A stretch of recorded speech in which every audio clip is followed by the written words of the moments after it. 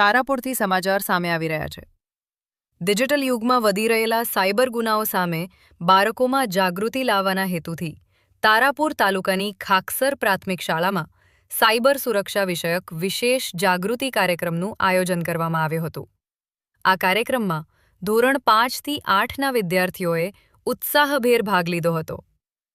કાર્યક્રમના મુખ્ય વક્તા તરીકે એએસઆઈ મુસ્તકીમ મલિક, તારાપુર પોલીસ સ્ટેશનના કોન્સ્ટેબલ શ્રી રાજેન્દ્રસિંહ તેમજ આઈટી એક્સપર્ટ રોનકભાઈ ભાવસાર ઉપસ્થિત રહ્યા હતા।